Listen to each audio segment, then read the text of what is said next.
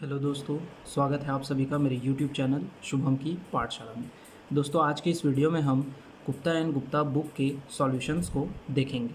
ठीक है, तो दोस्तों सॉल्यूशन स्टार्ट करने से पहले मेरे दो सजेशंस हैं कि अगर आपने स्ट्रक्चर एनालिसिस के सारे टॉपिक्स जैसे कि determinacy, indeterminacy, arch, truss, moment distribution method, slope deflection method और matrix method, influence line diagram, इन सभी को अगर आपने डिटेल में नहीं पढ़ा है तो एक बार पहले उसे डिटेल में पढ़िए, उसके बाद क्वेश्चंस को सॉल्व कीजिए। ठीक है, इस ऐसा करने से आपको क्वेश्चन सॉल्व करने में बहुत इजी पड़ेगा। ठीक, और अगर आपको वो सारे वीडियोस वो टॉपिक पढ़ने हैं तो मैंने उसके ऊपर पर्टिकुलर वीडियो बना रखा है, आप मेरे चैनल पे जा कर के उन वीडियोस को देख सकते हैं। ठीक है, और दूसरी चीज़, जब आप इस वीडियो को देखें तो आप कॉपी, पेन और बुक साथ में लेकर के बैठे। ठीक है, और साथ ही साथ मेरे साथ साथ सॉल्व करते जाइए। ठीक है, इससे आपका इंटरेस्ट बना रहेगा, वीडियो में आप इन्वॉल्व हो पाएंगे और आपका भी प्रैक्टिस होगा और आपका कॉन्फिडेंस बढ़ेगा। ठीक है, तो चलिए वीडियो को शुरू करते हैं।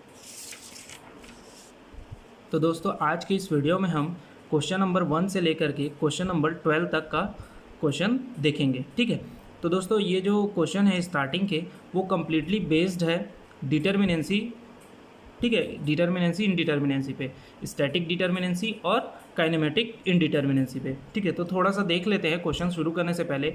ये सारी चीज़ें आपके क्वेश्चन से रिलेटेड है, तो ध्यान से देखिएगा क्योंकि इन्हीं से सारे क्वेश्चन बनेंगे। ठीक है, सबसे पहले देखते हैं स्टैटिक डिटर्मिनेंसी। ठीक है, स्टैटिक डिटर्मिनेंसी का फॉर्मूला क्या होता है? 3m + r - 3j।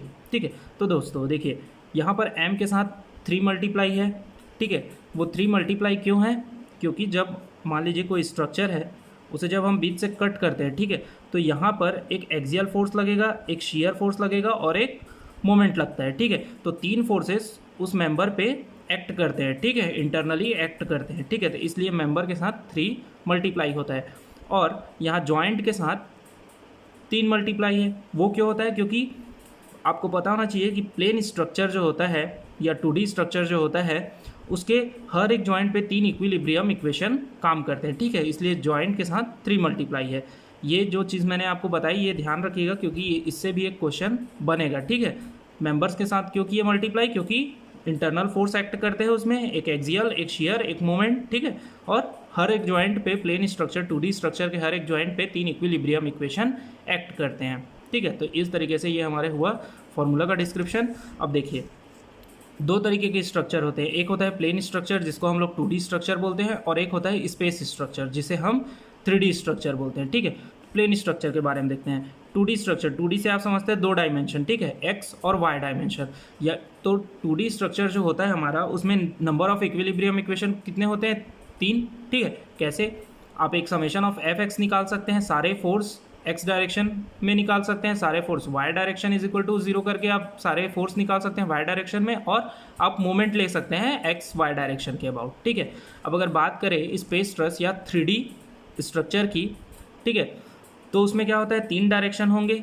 ठीक है, कौन कौन से 3 डायमेंशन होंगे? एक एक्स, वाई और एक जेड डायरेक्शन आ जाएगा। ठीक है, अब देखिए यहाँ पर नंबर ऑफ इक्विलिब्रियम इक्वेशन कितने होंगे? 6। कौन कौन से? आप फोर्स एक्स डायरेक्शन में सारे फोर्स निकाल सकते हैं, वाई डायरेक्शन में सारे फोर्स निकाल सकते हैं और जेड डायरेक्शन में सारे फोर्स निकाल सकते हैं। ठीक है, और मोमेंट निकाल सकते हैं एक्स वाई, वाई जेड और जेड एक्स के अबाउट। ठीक है, तो इसमें 2D स्ट्रक्चर में डिटर्मिनेंसी के निकालने का फॉर्मूला क्या होता है? 3m + r - 3j, और 3D स्ट्रक्चर में कितना होता है? 6m + r - 6j। दोस्तों ये सारी चीज़ें जो मैं बता रहा हूँ ये बहुत इंपॉर्टेंट है, ध्यान से देखते जाइए और समझते भी जाइए। ठीक है, फिर आता है हमारा एक पिन जॉइंटेड स्ट्रक्चर। ठीक है, पिन जॉइंटेड स्ट्रक्चर में डिटर्मिनेंसी निकालने का फॉर्मूला क्या होता है? m + r - 2j। देखिए यहाँ m के साथ खाली है, ये m है। ठीक है, क्यों? क्योंकि हमें पता है pin structure, pin jointed structure का बेस्ट एग्जांपल क्या है? ट्रस। और हमें जब हम ट्रस के क्वेश्चन सॉल्व करते हैं तो हमें पता है कि ट्रस के मेंबर पे एक एक्सियल फोर्स लगता है। ठीक है, वो एक्सियल फोर्स चाहे टेंशन हो या कंप्रेशन हो सकता है। ठीक है, उसका नेचर टेंशन या कंप्रेशन हो सकता है, लेकिन सिर्फ एक ही एक्सियल फोर्स लगता है, इसलिए m के साथ यहाँ 1 मल्टीप्लाई है। और ट्रस के हर एक जॉइंट पे, जो पिन जॉइंटेड स्ट्रक्चर होता है उसके हर एक जॉइंट पे 2 इक्विलिब्रियम इक्वेशन एक्ट करते हैं। कौन कौन से? एक समेशन ऑफ एफ एक्स और एक समेशन ऑफ एफ वाई। ठीक है, मोमेंट यहाँ नहीं लगता है। ठीक, तो ये सारी चीज़ें आपको ध्यान में रखनी है। चलिए हम लोग अपना क्वेश्चन स्टार्ट करते हैं। तो देखिए फर्स्ट क्वेश्चन क्या बोल रहा है, the number of independent equation to be satisfied for static equilibrium of a plane structure. ठीक है, प्लेन स्ट्रक्चर में कितने इक्विलिब्रियम इक्वेशन होते हैं जिससे वो सेटिस्फाई हो जाए। ठीक है, तो अभी मैंने बताया कि प्लेन स्ट्रक्चर, ये देखिए प्लेन स्ट्रक्चर में नंबर ऑफ इक्विलिब्रियम इक्वेशन कितने होते हैं, 3। तो इसका आंसर क्या हो जाएगा, सी। ठीक है, अब देखिए दूसरा क्वेश्चन क्या बोल रहा है, if there are m unknown member forces, r unknown reaction component and j member of joint, then the degree of static indeterminacy of pin jointed plane frame given by। ठीक है, तो ये देखिए पिन जॉइंटेड स्ट्रक्चर है और 2D structure है, तो उसके लिए हमारे पास स्टैटिक डिटर्मिनेंसी निकालने का फॉर्मूला क्या होता है, m plus r minus 2j। तो देखिए यहाँ पर क्या लिखा है, m plus r minus 2j, C option इसका सही होगा।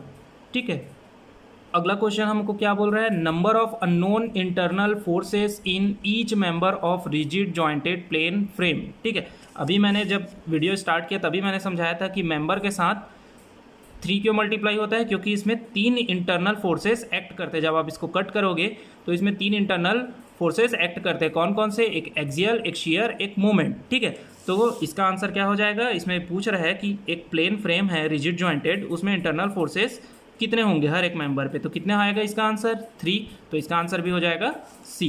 ओके, तो चलिए फोर्थ क्वेश्चन देखते हैं। फोर्थ क्वेश्चन क्या बोल रहा है, degree of static indeterminacy of rigid jointed plane frame having 15 members, 3 reaction component and 14 joint is. ठीक है, तो ये बोल रहा है कि मेंबर की हमारे पास है 15 मेंबर है, 3 रिएक्शन है और 14 जॉइंट है। ठीक है, इसे हम सॉल्व करेंगे, इसका स्टैटिक डिटर्मिनेंसी निकालना है।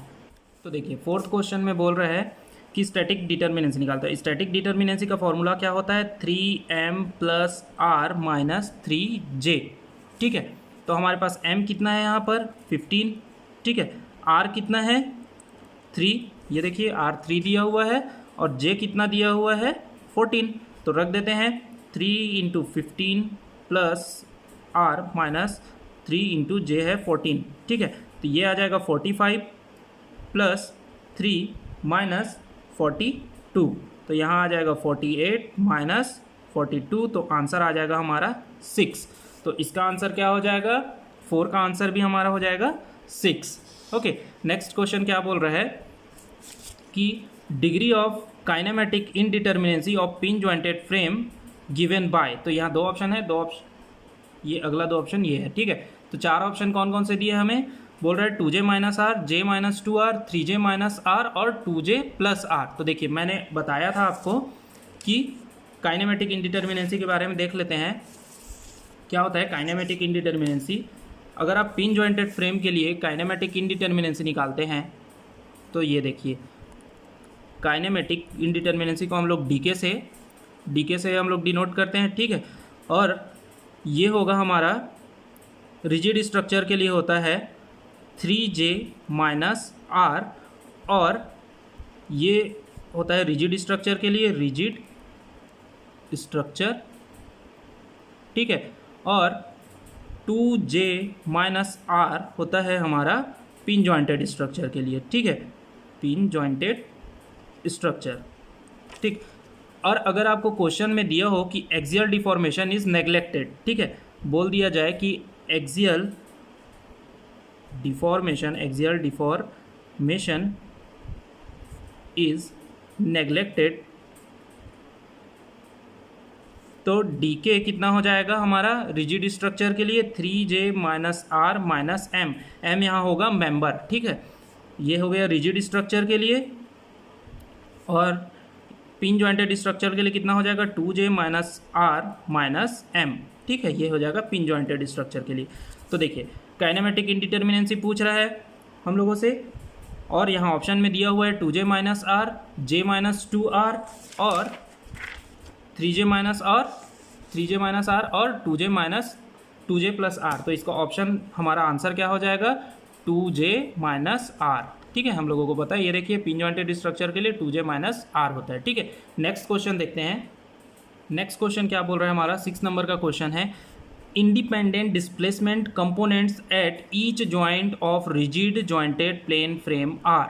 ठीक है, ऑप्शन दिया है 3 linear movement, 2 linear movement and 1 rotation, 1 linear movement and 2 rotation और 3 रोटेशंस। ठीक है, तो देखिए हमें पता है कि ये बोल रहा है कि हर एक जॉइंट पे कितने इंडिपेंडेंट डिस्प्लेसमेंट होते हैं। ठीक है, तो अब मैंने स्टार्टिंग में ही बताया था वीडियो के कि रिजिड मेंबर के हर एक जॉइंट पे 3 इक्विलिब्रियम इक्वेशन काम करते हैं। कौन कौन से? Summation of F x, summation of F y और एक मोमेंट। ठीक है, एक मोमेंट लगेगा किसी भी डायरेक्शन में। ठीक है, एक्स वाई डायरेक्शन में। तो देखिए ये हमारा हो गया लीनियर मोमेंट, और जो हम मोमेंट लेते हैं ये मूवमेंट, सॉरी एफ एक्स और एफ आई क्या हो गया? Linear movement. और ये जो मोमेंट होता है हमारा समेशन ऑफ मोमेंट, इसको हम क्या बोलते हैं? रोटेशन। ठीक है, तो इसका ऑप्शन का हमारा आंसर क्या आ जाएगा? इस क्वेश्चन का हमारा आंसर क्या आ जाएगा? 2 लीनियर मोमेंट एंड 1 रोटेशन। ठीक है, अब नेक्स्ट पूछ रहा है कि in a pin jointed plane frame m plus r is greater than 2j then frame is. ठीक है, तो देखिए इसे समझते हैं हम लोग। देखिए डीके की वैल्यू, सॉरी स्टैटिक डिटर्मिनेंसी की वैल्यू जब हमारी 0 आती है तो इसको हम लोग बोलते हैं स्टेबल। ठीक है, और अगर डी एस की वैल्यू जो है हमारी ग्रेटर देन 0 आती है, मतलब जब आपने सॉल्व किया तो हमारा आंसर अगर पॉजिटिव में 1 2 3 4 कुछ भी आ सकता है। ठीक है, तो उसको हम लोग क्या बोलते हैं? Degree of indeterminacy. ठीक है, तो अगर पॉजिटिव में कुछ आंसर आया ग्रेटर देन 0, मतलब 1 2 3 4 कुछ भी आ गया, तो उसको हम लोग क्या बोलेंगे? Stable and indeterminate. ठीक है, ये हो जाएगा हमारा स्टेबल एंड डिटर्मिनेट। और ये अगर कुछ आंसर आ गया हमारा, डी एस का कुछ वैल्यू आया पॉजिटिव में 1 से ज़्यादा, मतलब 0 से ज़्यादा 1 2 3 4 कुछ भी, तो उसको हम लोग क्या बोलेंगे? Stable and indeterminate. और अगर हमारी डी एस की वैल्यू जो है वो माइनस में आ गई, ठीक है, 0 से कम मतलब माइनस, तो माइनस में अगर कुछ आंसर आ गया तो उसको हम लोग बोलते हैं अनस्टेबल। ठीक है, तो अब देखिए यहाँ पर हम लोग डी एस का हमारा फॉर्मूला हमको पता है क्या होता है। पिन जॉइंटेड स्ट्रक्चर के लिए डी एस का फॉर्मूला क्या होता है? m plus r minus 2j। ठीक है, इज इक्वल टू 0। तो 2j को इस तरफ शिफ्ट कर दीजिए तो क्या आ जाएगा? m plus r is equal to 0, sorry is equal to 2j। तो ऐसा अगर केस आया तो हमारा क्या होगा? स्ट्रक्चर स्टेबल और डिटर्मिनेट। ठीक है, क्या हो जाएगा? स्टेबल और डिटर्मिनेट। और अगर m plus r is greater than 2j वाला केस आया तो हमारा क्या हो जाएगा? Stable but indeterminate. ठीक है, और अगर m प्लस आर की वैल्यू लेस देन आई 2j से, तो ये क्या हो जाएगा? अनस्टेबल। ठीक है, तो देखिए अब हमें कौन सा कंडीशन पूछ रहा है? m plus r is greater than 2j। तो m plus r is greater than 2j के केस में क्या हो जाएगा? Stable and indeterminate. तो हमारा आंसर क्या आ जाएगा? 7 क्वेश्चन का जो हमारा आंसर है वो आ जाएगा बी। ओके, इसका आंसर आएगा हमारा B, stable and statically indeterminate. ठीक है, अगला क्वेश्चन क्या पूछ रहा है? A pin jointed plane frame is unstable if. देखिए अभी हमने देखा था ये स्टेबल एंड डिटर्मिनेट का केस था, ये स्टेबल एंड इनडिटर्मिनेट का केस था। और अनस्टेबल होने के लिए क्या होना चाहिए? m plus r is less than 2j। तो ये देखिए m plus r is less than 2j, तो इसका हमारा आंसर क्या आ जाएगा? 8th का ए आ जाएगा इसका आंसर। ठीक है, अगला क्वेश्चन क्या पूछ रहा है कि rigid jointed plane frame is stable and statically determinate if. तो सेम चीज़ लगेगा इसमें भी, ये वाले कंडीशन तो आपको पता है। ठीक है, ये था हमारा पिन जॉइंटेड के लिए, पिन जॉइंटेड। ठीक है, अब देखिए हमें केस तो पता है कि अगर D S is equal to 0 तो stable and determinate, D S is greater than 0 तो स्टेबल एंड इनडिटर्मिनेट। ठीक है, और D S is less than 0 मतलब कुछ माइनस में इसकी वैल्यू आ गई तो ये अनस्टेबल हो जाएगा। अब ये पिन जॉइंटेड स्ट्रक्चर के लिए डी एस की वैल्यू ये होती है, रिजिड जॉइंटेड स्ट्रक्चर के लिए डी एस की वैल्यू क्या होती है? 3m plus r minus 3j is equal to 0। तो 0 माइनस 3j को इस तरफ पुट कर देंगे तो 3m plus r is equal to 3j हो जाएगा ये। ओके, तो ये क्या होगा? Stable. Stable and determinate okay. और अब देखिए 3m प्लस आर, ये देखिए ये वाला case 3m plus r is greater than 3j, तो क्या हो जाएगा स्टेबल एंड इनडिटर्मिनेट। ठीक है, इसकी कुछ भी पॉजिटिव में वैल्यू आएगी उसको हम क्या बोलते हैं, डिग्री ऑफ इनडिटर्मिनेंसी। ठीक है, और अगर 3m plus r is less than 3j होगा तो स्ट्रक्चर क्या हो जाएगा, अनस्टेबल। ठीक है, तो देखिए कौन सा वाला केस आ रहा है हमारा, बोल रहा है कि रिजिड जॉइंटेड स्ट्रक्चर है, तो है ना, rigid jointed plane frame is stable and statically determinate if, तो कौन सा वाला केस आएगा हमारा सी। ये देखिए कब होगा, 3m plus r is equal to 3j, तो हमारा आंसर क्या आ जाएगा इसका, सी, 9th नंबर का आंसर। ठीक है, नेक्स्ट क्वेश्चन देखते हैं। ये देखिए अगला क्वेश्चन क्या बोल रहा है कि ये दिया हुआ which of the beam shown in figure is unstable, पूछ रहा है कि ये 4 बीम दे दिए हैं। ठीक है, इसमें से कौन सा अनस्टेबल है। ठीक है, तो एक एक करके सारे बीम को देखते हैं। सबसे पहले देखते हैं ये बीम ए को। ठीक है, तो ये देखिए सबसे पहले ए वाला स्ट्रक्चर, ये देखिए ये डायग्राम मैंने यहाँ बना दिया है। ठीक है, अब इसमें हम लोग डिटर्मिनेंसी निकालते हैं। ठीक है, एम क्या है इसमें, 1 2 3 4, 4 मेंबर। रिएक्शन कितने हैं, ये रोलर लगा है तो 2 रिएक्शन रोलर के, 3 रिएक्शन फिक्स सपोर्ट के, तो 3 2 कितने हो गए, 5। जॉइंट कितना है, 1 2 3 4 5 जॉइंट है। ठीक है, हमारा फॉर्मूला क्या होता है डिटर्मिनेंसी निकालने का, 3m plus r minus 3j। अब चूंकि यहाँ इंटरनल हिंज लगा है इसलिए क्या कर देंगे, minus summation of n minus 1। ठीक है, ये समेशन ऑफ n माइनस 1 मैं बताता हूँ क्या होता है। सबसे पहले देखिए 4 मेंबर है तो 3 इंटू 4 प्लस 5 माइनस 3 इंटू जे कितना है 5, तो ये कर दिए। n क्या होता है, n माइनस 1। ये देखिए ये इंटरनल हिंज से कितने मेंबर जुड़े हुए हैं, 1 2, तो ये हो गया हमारा n, और माइनस 1 करेंगे तो 2 माइनस 1 कितना हो जाएगा 1। फिर ये वाले इंटरनल हिंज से कितने मेंबर जुड़े हैं, 1 2, तो n कितना हो गया 2, और n माइनस 1 करेंगे तो कितना आ जाएगा 2 माइनस 1, तो कितना आ गया 1। तो देखिए 2 इंटरनल हिंज तो 1 1 वैल्यू आया, तो 1 प्लस 1 कितना हो गया 2। ठीक है, तो ये देखिए यहाँ पर जब इसको सॉल्व करेंगे तो आंसर कितना आ जाएगा 2, और इंटरनल हिंज के 2 को उससे माइनस कर देंगे तो वैल्यू कितना आ जाएगा 0। मतलब क्या हो गया हमारा, कौन सा वाला केस आ गया, m 3m ds is equal to 0 वाला केस आ गया। और जब ऐसा होता है तो हम क्या बोलते हैं, स्ट्रक्चर को स्टेबल बोलते हैं। ठीक है, अब देखिए ये तो था लंबा तरीका कि फॉर्मूला में रख करके आप कैसे सॉल्व करते हैं। ठीक, अब देखिए अगर इसको शॉर्ट तरीके से सॉल्व करना है तो शॉर्टकट मेथड क्या है इसका सॉल्व करने का, आर माइनस ई, मतलब reaction minus equilibrium equation. Reaction कितने थे हमारे यहाँ 5, इक्विलिब्रियम इक्वेशन कितने होते हैं हमारे पास 3। ठीक है, ये देखिए इससे कितने मेंबर जुड़े हुए हैं 2, n माइनस 1 करेंगे तो कितना आ जाएगा 2 माइनस 1 1, प्लस ये वाला हिंज जुड़ा हुआ है, इससे कितने मेंबर जुड़े हैं 2, n माइनस 1 करेंगे तो कितना आ जाएगा 2 माइनस 1 1। ठीक है, तो अब ये देखिए 5 में से 3 गया तो कितना आया 2, और ये 2, तो 2 माइनस 2 इज इक्वल टू 0। ठीक है, तो ये था शॉर्टकट तरीका सॉल्व करने का, और ये था फॉर्मूले से। अब आपको जो सूटेबल लगता है आप उससे सॉल्व कर सकते हैं। ठीक है, तो ये हुआ पहला स्ट्रक्चर। अब देखते हैं सेकेंड, ये वाले स्ट्रक्चर को हम लोग सॉल्व करते हैं। ये देखिए ये स्ट्रक्चर मैंने बना दिया है यहाँ पर, ये बी वाला स्ट्रक्चर। अब देखिए शॉर्टकट मेथड से सॉल्व करते हैं। आप चाहे तो फॉर्मूले लगा करके सॉल्व कर सकते हैं।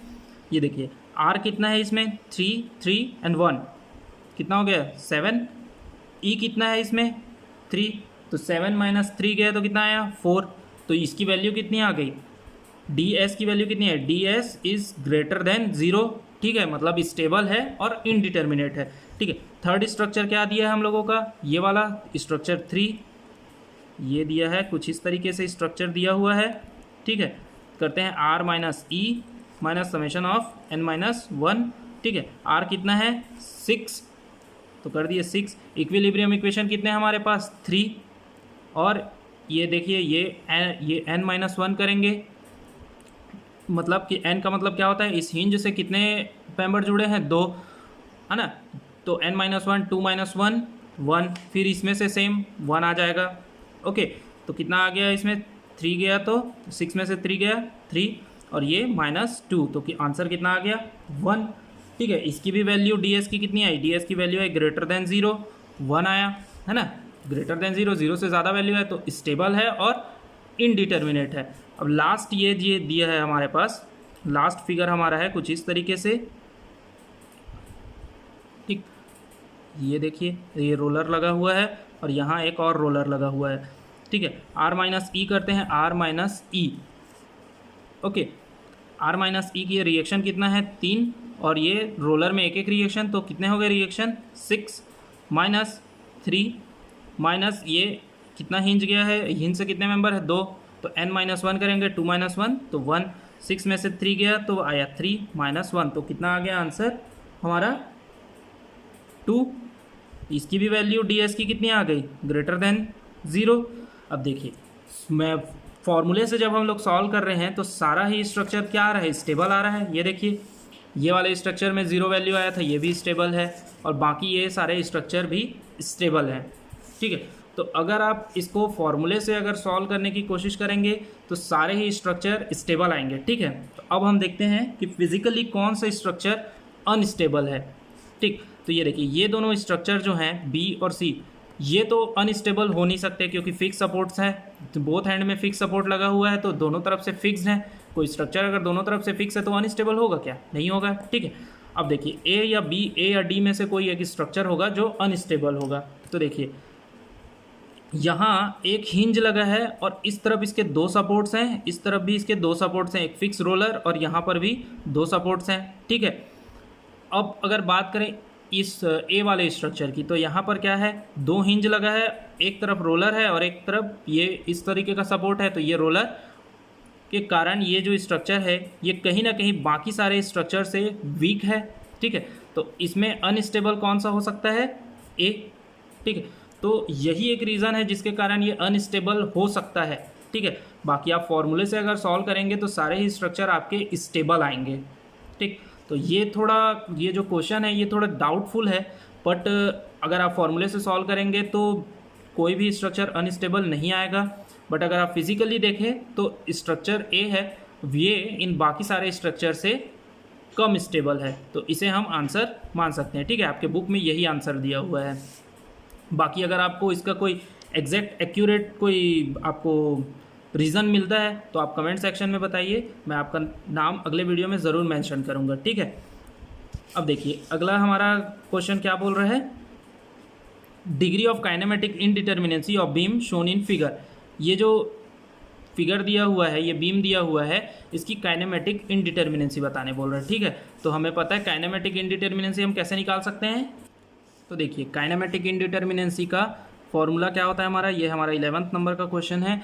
काइनेमेटिक इनडिटर्मिनेंसी का फॉर्मूला क्या होता है, 3J minus R minus M, ठीक है। ये रिजिड स्ट्रक्चर है, ठीक है, ये रिजिड जॉइंटेड है, देख लीजिए ये है ना, पिन जॉइंटेड नहीं है। तो हमारा फॉर्मूला क्या आएगा, 3J minus R minus M। अब चूँकि यहाँ हिंज लगा हुआ है, ठीक है, 2 इंटरनल हिंज लगे हैं, तो इसमें हमें क्या करना है, जब हम स्टैटिक डिटर्मिनेंसी निकालते हैं तो माइनस करते हैं, लेकिन जब काइनेमेटिक इनडिटर्मिनेंसी निकालते हैं तो plus summation of n minus 1 करेंगे, ठीक है। ये देखिए यहाँ पॉजिटिव साइन, यही अगर स्टैटिक डिटर्मिनेंसी पूछता तो यहाँ माइनस साइन आता, ठीक है, माइनस करते। तो चलिए देखते हैं जॉइंट कितना है हमारा, 1 2 3 4 5 6 जॉइंट है हमारे। तो जॉइंट की वैल्यू हम लोग लिख दिए 6, ठीक, जॉइंट की वैल्यू हम लोग लिख दिए 6।